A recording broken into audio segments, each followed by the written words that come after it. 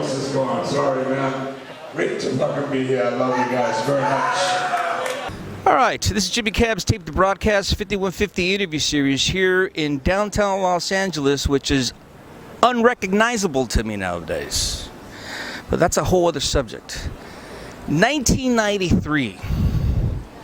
I came down to a club here in downtown LA, which I don't even recall the name. A nice, dingy, dirty part of town. 1993, when Jimmy Cabs was a waist 32, words like cholesterol, diabetes, and high blood pressure didn't exist, and I had a full head of hair. I went to go see a band called Grief.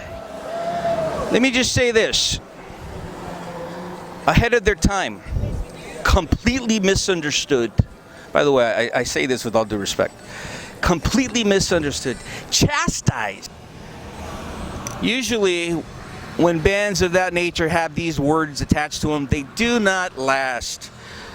But here we are, 2016. Can you believe that? It's 2016. Why haven't we grown up yet? What's the deal with this? Fuck that, never grow up, man. Right? I'm gonna die doing this, man. It's the only way, brother. You know it, man. Let me introduce you properly. I'm right here with Terry. I'm notorious for butchering last names, so please correct me. Yes. Savastano? Avocado. There you go. Savastano. Come to Grief.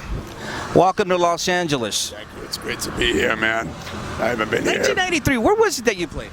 Hong Kong Low.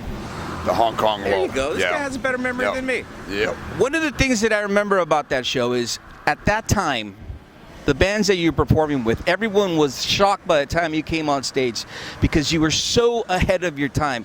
A lot of writers and a lot of music critics use that word very loosely, but I really mean that. That was one of the most heaviest, before the term doom or sludge even existed. I was speechless. Let me ask you this.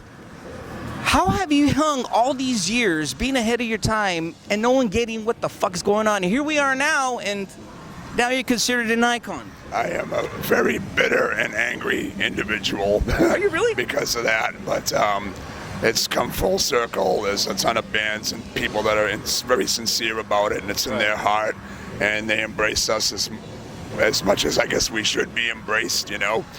I don't want to be a prick, but we did start a lot. Grief did start a lot. Absolutely, it's a fact. I don't know, man. I sat back for a long time and just watched other bands succeed and prosper, and we just kind of, you know, we're going that way, they were going this way. But that was then, and this is now, and I'm back. We're back. I got a great bunch of guys to do it with, and it's just unbelievable, the response we've been getting, the enthusiasm for the music, the genuine, just into it. You know what I mean? People are fucking into it, man. The respect, exactly. The appreciation. Yeah. The appreciation, recognition. Yeah. I don't want to make it about the past, but you cannot talk about the new band without mentioning the groundbreaking Grief. I know it's 2016. I know you're moving forward. I know you have new members. But yet you're still not running away from your legacy. You're performing all the old classics, correct? Not all of them. We're basically doing songs that I wrote myself. The songs we're performing, my voice is gone, just to let you know. It's heavy as fuck. I'm having a great time on the road, and I'm talking to all my friends and meeting new people. I can't talk. I'm like a fucking frog. But anyway, what were we just saying? Hey, you're still healthy. We're ahead of the game. Yeah, I lost a lot of weight. I don't drink anymore. I just drink this now. So, you know what I mean, man. But what was the question? You were performing songs that you wrote. Basically songs that I wrote entirely or had a large part in writing. Right. I just think it's the very respectful thing to do that, you know, versus songs that I didn't write or songs that were more of a collaboration with other members that I'm not performing with. I'm just trying to do everything respectfully and not stepping on any toes and that kind of a deal, you know? And why not? Because you were at the forefront of this so-called... I hate using these words now. Yeah, I just like to use. I'll just say this. Say the right thing nowadays. I mean, this is underground. You know, you can't be politically correct. That's not the right terminology. But listen, it's not that. You were ahead. You were, as we mentioned before, you were at the forefront of this heavy music genre scene.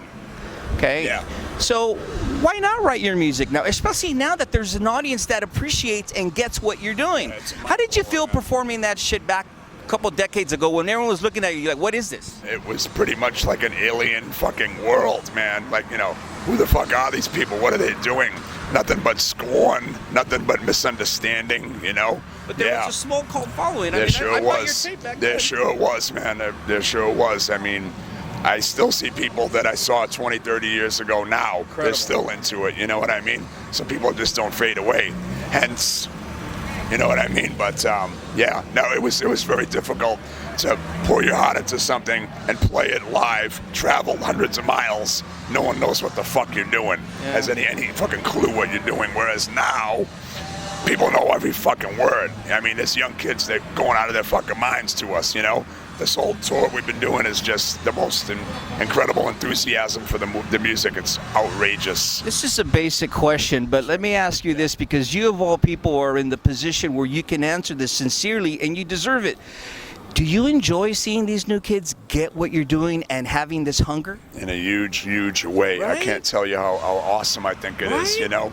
20 years ago, people were like, what the fuck is this? Play faster. And now you have an audience that gets what you're doing and they respect the legacy. Exactly. Every note that you play, every word that you say, they're into it, man. They're fucking into it. It blows my mind. Right? I gotta pinch myself to make sure I'm not dreaming sometimes. The whole front is all just kids just fucking...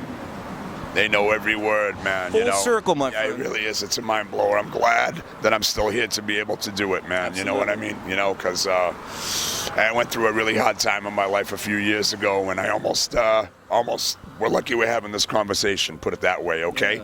Yeah. And to be able to come here and travel and see a lot of old friends, make a lot of new ones. It's priceless, man. It really is. Not only that, but this is another reason why I'm glad that you're doing what you're doing.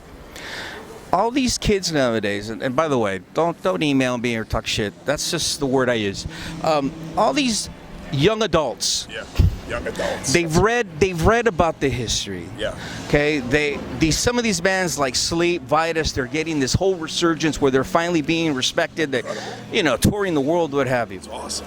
But here's the best part: they're getting to see the innovators still innovate in a decade in an era where no one does shit anymore. Everyone's replicating. Yeah, I know. That's very, very true. Yeah, there's a lot of cookie cutter stuff. Everything sounds the same. There's just it's all just one fucking thing. You know what I mean? And safe. Yeah, safe. There's no danger anymore. You know what I mean? This is fine. This will work just fine, and they fucking spit it out. You know, it's like, nah, man. It's got to be crafted properly. You got to channel the fucking emotion, man. That's the most important part, you know? Right. A lot of what I see is just fucking naked. There's nothing to it. There's no fucking... Potatoes. That's right. There's nothing fucking to it. It doesn't stick, you know? That's fucking important. That's really important, you know? But there are people that do get it. There are bands that do get it, and they do a good fucking job, man.